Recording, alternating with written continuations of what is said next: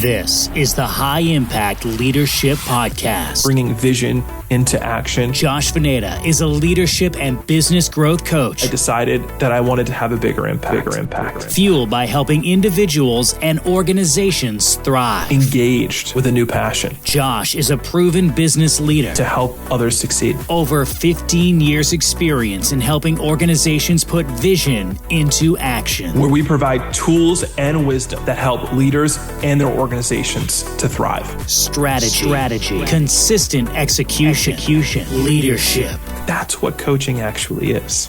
It's an unlocking of what's already there. This is the High Impact Leadership Podcast. Welcome back to another episode of High Impact, a podcast for leaders. My name is Josh Vanada, your host and leadership and business growth coach.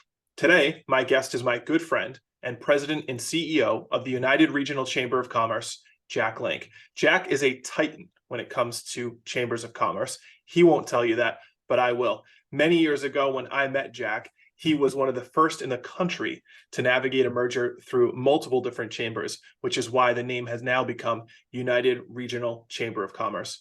Jack sits on countless numbers of boards, both locally and nationally. Most notably is his seat on the Board of Trustees for the Institute for Organizational Management and its association with the U.S. Chamber of Commerce. So with that long introduction, and he's blushing already, Jack, welcome to the podcast. Josh, thank you very much.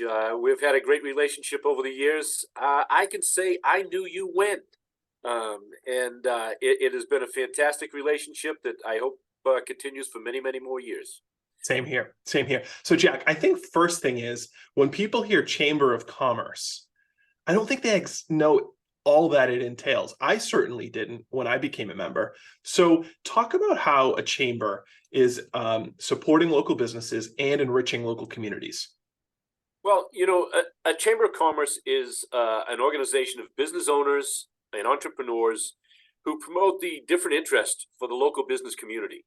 We're here to help our local business grow, succeed. Chambers provide access to many valuable resources, discounts, educational programs.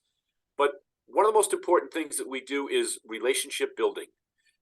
It's, the old adage, it's not what you know, it's who you know. Well, sometimes that's where the chamber steps in. And actually, the tagline for our United Regional Chamber is, we're not just a chamber of commerce, we're a chamber of connections.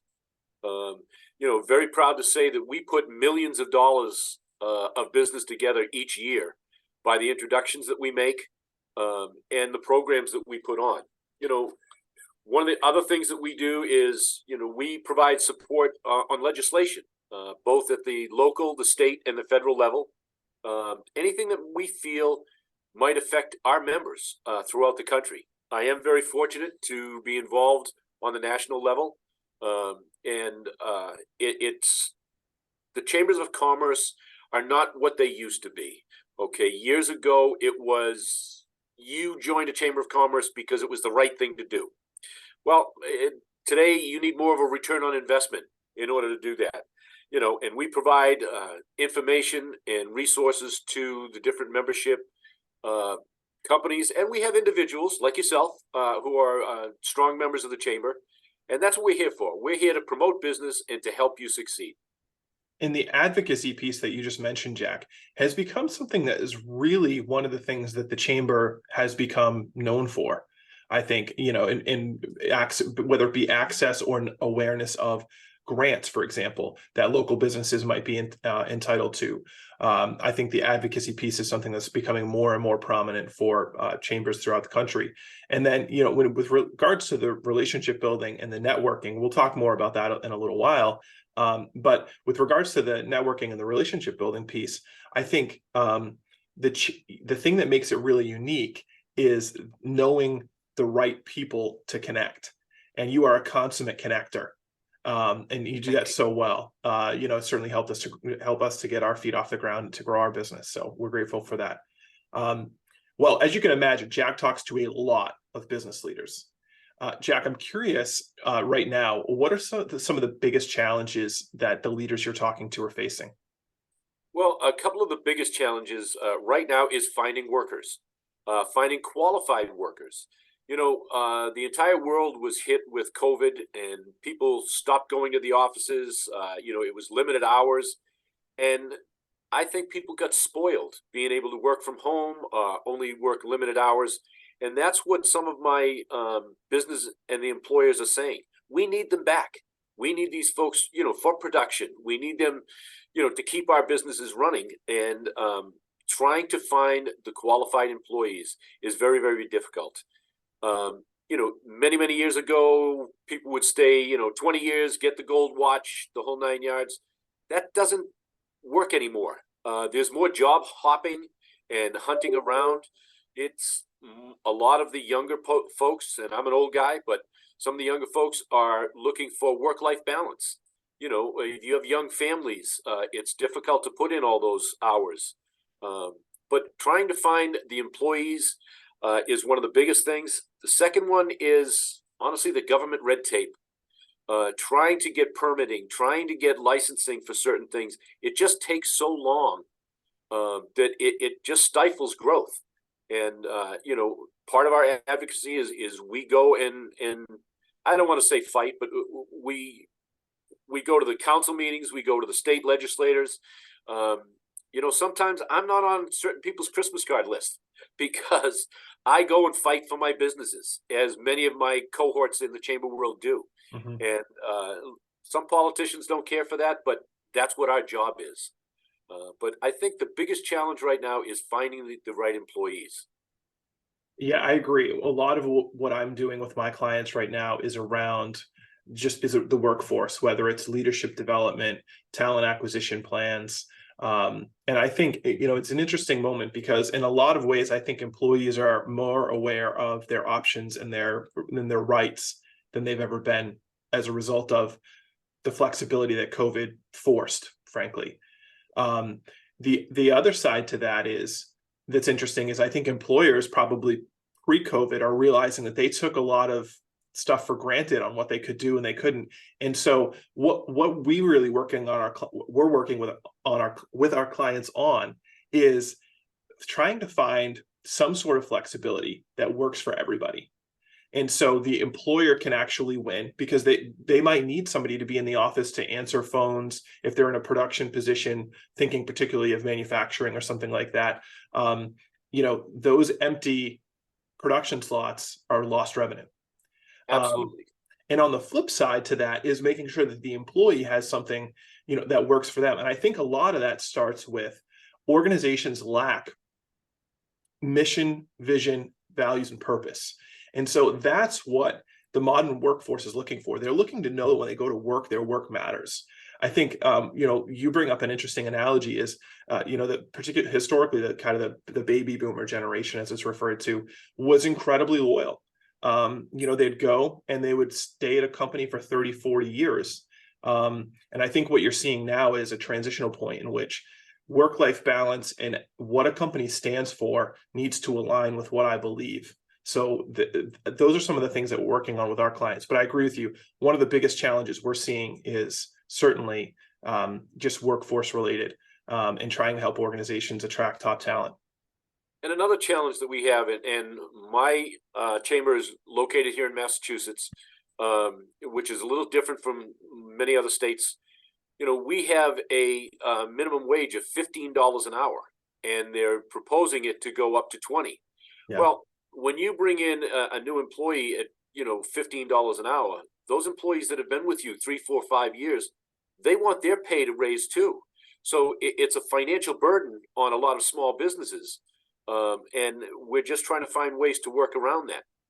Yeah, that's an interesting point you raise, and I think again, let's face it, businesses they're seeking to make that profit. There's no question about it.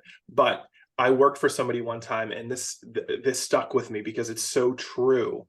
$1 today or 50 cents an hour today is $3 to $5 an hour in 2 years. And I think your point about seeking a minimum wage increase of $5, which is an extraordinary amount at one point in time, $1 here and $1 there would be a lot more cost effective and make an employee feel a lot more valued than waiting until the government intervenes and forces something like that. So we're trying to work with our clients with more regular talent assessments, and in the right places to offer high performers that incremental raise, because it does make it awkward when minimum wage is raised and a minimum wage employee gets a pay raise only because of that, or because of the fact that they had to hire somebody from outside for a position because they couldn't pay the same as what they were paying their existing employees, and they gave that person a raise only to level it off. So delicate times, but I do remember him saying distinctly, $1 today or 50 cents today is $3 to $5 down the road when it's forced. And he's right. 100%. Absolutely right. So you also mentioned, some governmental issues, and I think, getting engaged with your local chamber can certainly help with regards to that, and educating yourself and understanding for yourself what the regulations actually are. And a chamber can help with that. And if they can't, they certainly have the resources and connections to be able to put you in touch with a person who can help you to fully understand. I know at our chamber, for instance, you've got regularly folks coming in from mass development who can help you to understand nuances of things like that. And we have other people who come in and work on, business plans or with the SBA or something along those lines. So that's another way. What is there any other challenges you're seeing that businesses are facing aside from those two right now? Well, I'm going to use us as an example. We have to move our office because the building was being sold. And the prices out there right now are outrageous for rental properties, especially for commercial. We thought because of COVID, a lot of employees were not going back in, but the prices have increased in office space, in commercial space, and just trying to find the right spot, for your employees has been a challenge. Yeah, and I think inflation in general, we talked about this a few weeks ago at one of our continuing education events at the chamber, where we talked about inflation and some of the ways that you can look at that. It's no mystery that prices have gone up for everybody. And in large part, that's because of certainly costs have increased. And I think there was a moment in general in COVID where people seized the opportunity for price increases. Well, the cost increase has now come up against all those price increases. And so, there's a challenge there. And so seeking to make sure that you're maintaining your net profits that you were enjoying from before or during COVID, depending upon your industry. I know that during COVID, some industries did really well. It's important to look at those costs and manage them properly, seeing if there's ways that you can outsource some things in particular instances, although I think in general, an in-house employee is generally better than outsourcing. And navigating some of those challenges with inflation is something we're seeing regularly as well. Do you see that a lot of your members, so how are your members navigating in your conversations with them their own price increases? Have they been able to maintain their own pricing to maintain margin? Well, they've had to, because the price of all goods and services have gone up over the past couple of years. Right.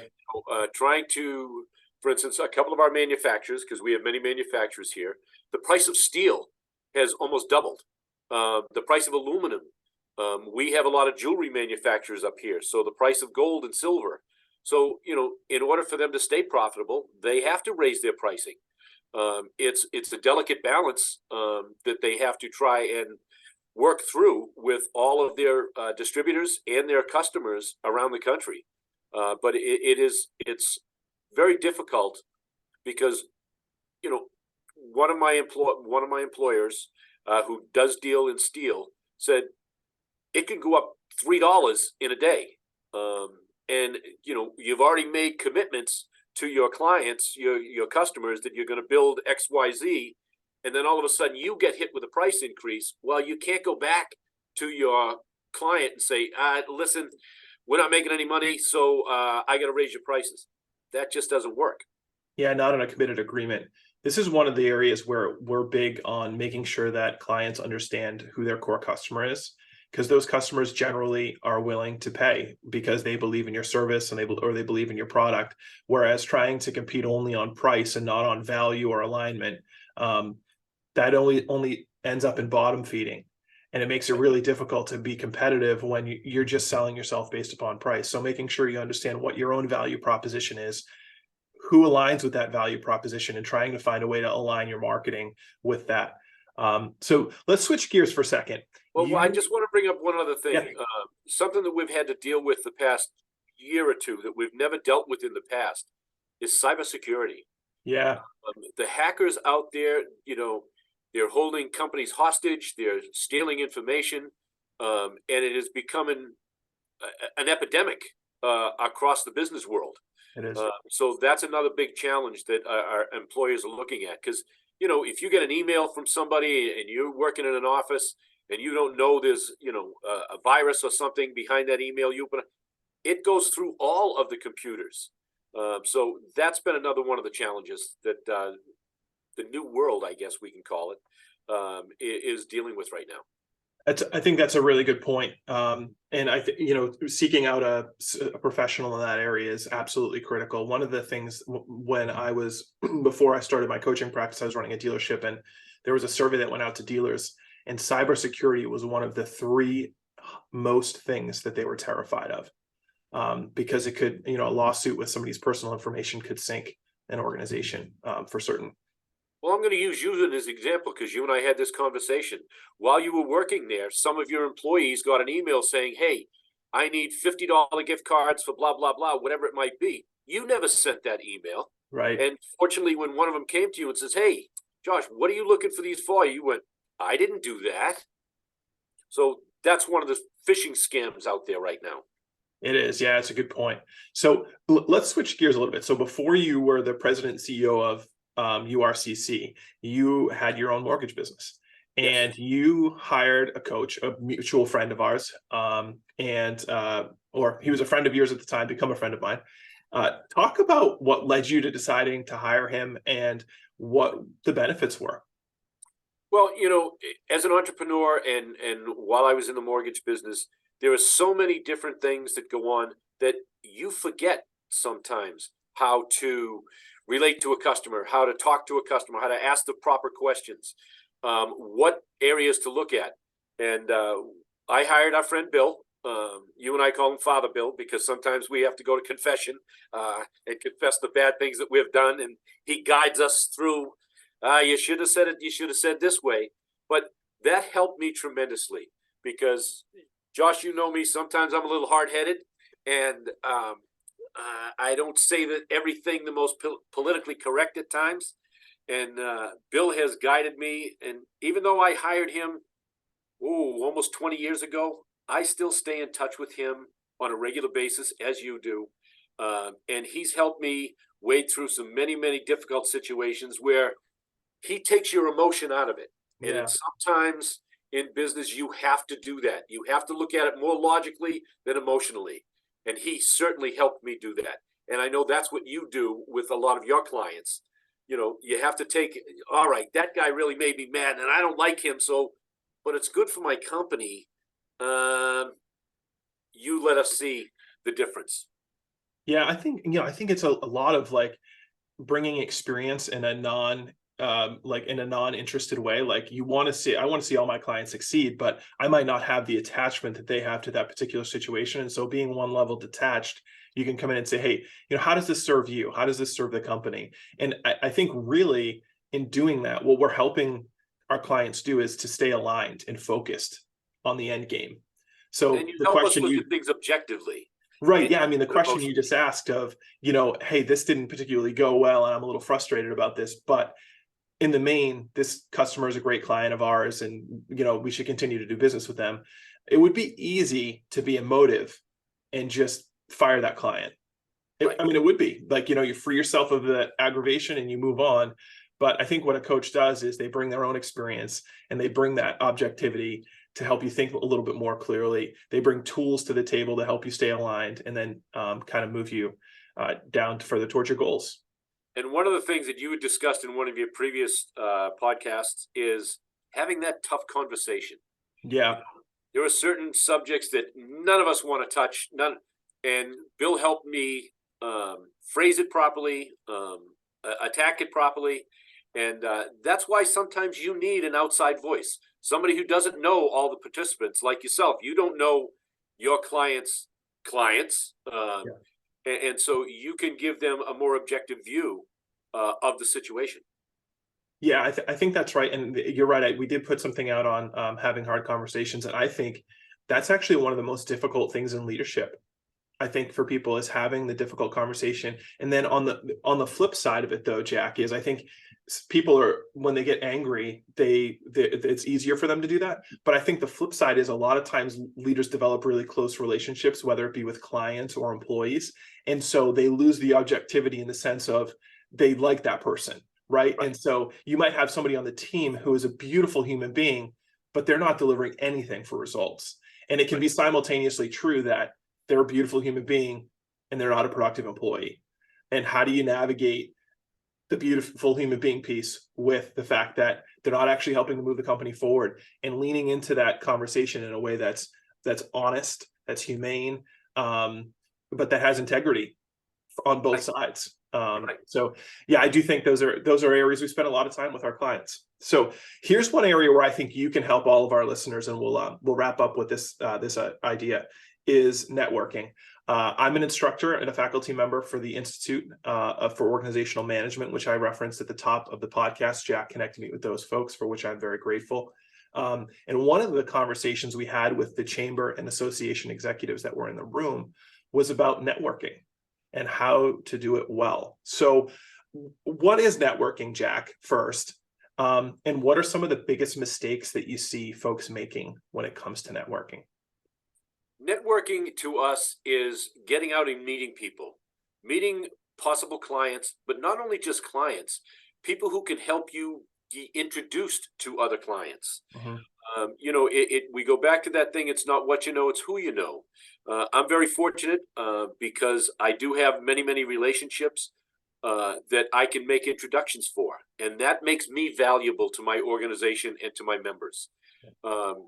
You've got to be able to, this is going to sound simplistic, but you got to have a little bit of a personality too. You can't go out and just talk about yourself. You need to get to know people. Very rarely is there any one-time sale anymore. You've got to build a relationship. Go have a cup of coffee, go have lunch with them, learn more about the person as well as the company. We do, I think, a decent job putting the networking groups and things together. There's an awful lot of business that gets done that way. But you've got to go with an open mind. You never know who knows who. And you just, sometimes you got to be very careful because, you may say something derogatory, about Josh, but like I'm personal friends with Josh and have been for a long time. I'm the wrong guy to say that to. But getting to know people, getting to know a little bit more about their business and referring some of those people. That's where I think part of my success is I make a lot of introductions. Mm-hmm. Does it benefit me personally? No. But that person knows that I'm going to give them a quality lead. I get more phone calls of, Jack, I need this, I need that. Who do I talk to? Well, I learned of all these people through my networking. You may never, like for instance, we just have to move out of our office here and somebody needed one of those storage boxes. Well, we met them at our networking event, Josh, and he just rented 3 boxes from him. So it's those things that make networking very successful. So like Nathan, who got the business, he now says, wow, okay, the chamber is a very valuable organization, and they just, a lot of times, one deal can pay for your chamber membership. Well, he's going to get many, many deals out of it. That's why he continues to come to our networking events. Exactly. And one thing, Jack, I think too, is you mentioned the kind of what we'll call the one visit close, right? You meet somebody and it's a close. I think the sales cycles in general are a little bit longer because people can, and there's a lot of different reasons for that, but people can do a lot of research online now. Yes. So I think, there might be some meetings, some researching, and the sales cycle is a little bit longer, but a lot of networking too, and you pointed this out, and you're so right, you personally pointed this out to me, is it's repetition. In the same way that going to the gym once won't help you to lose 15 pounds and gain muscle, but it does over time. Going back to networking events and keeping yourself in front of people and meeting new people and continuing to deepen those relationships, in the end, actually produces some really good results. it's consistency. When you continue to see somebody, they're a legitimate business. They're going to be around for a long time. We get it all the time. The one and dones. They come into a networking event. They want to cherry pick. They want to grab a good client here and there and then go away. Well, that stuff it's in the past. As you just indicated, it's about having conversations on a regular basis, seeing your face on a regular basis. A lot of us got spoiled with these Zoom meetings. Yeah. And trying to get people back face to face. I think face to face works better because you see body language, you see inflection in the voice, and you get to know the individual a lot better than you do on the screen. Yeah, I'm with you. I mean, it's I understand the efficiency of doing Zoom. I really do. And it's opened up other opportunities, nationwide for companies that historically were geographically bound. But I'm old fashioned in that as well. I think there's nothing like, and I think, even the loneliness that a lot of people experienced in COVID or the screen fatigue, I think those are all indicators of the fact that we were made to be actually physically together. I agree. So Jack, if somebody's not a good networker, right? And I admit, when I first started doing this, I wasn't. You've coached me a lot in this area and I've learned so much for you. If you could give somebody one tip, like, hey, just to get started and this will make you a better networker, what would that one tip be? Smile, put your hand out and say hello. My name is, and how can I help you? Yeah. Very simple. If you help somebody, it's not you're obligated to return that favor or return that. But if you can help somebody, make an introduction, get a client, get them information, send them to a link or something that's going to help them enhance their business, that just instills that you are concerned about them and not just about yourself. Yeah, Zig Ziglar had a great saying. He said, the easiest way to get what you want is to help other people get what they want. Right. And there's so much truth to that. There's a great book, which I can't remember the author's name, but if you look it up, it's easy to find. It's called The Go Giver. And it talks about exactly what you just said. Like, don't be concerned for what you can take away from a meeting. Go in being prepared to pour in and offer your best self and help and bless other people. And then somehow, some way, it comes back to you, right? It does. It just does. I believe, I used to call it the favor bank. If I make an introduction or something like that, and I make an awful lot of deposits, but the best part of that is when I need to make a withdrawal, all I have to do is pick up the phone, and 9 times out of 10, I get the introduction, I get the information or whatever it is, because I've built up that relationship over the years. And folks, you're not going to go out tomorrow and get 10 clients because you shook their hand and smiled. Okay. You got to show your face. You've got to learn a little bit about that individual, be more personalized, and you'll get much success. Well, Jack, great advice and great way to end. Thanks so much. This has been an interview with Jack Lank, President and CEO of the United Regional Chamber of Commerce in Southeastern Massachusetts. You can tune back into High Impact, a podcast for leaders, again next week for another interview with another guest. Thanks again, Jack. Great. Josh, thank you. Have a great day.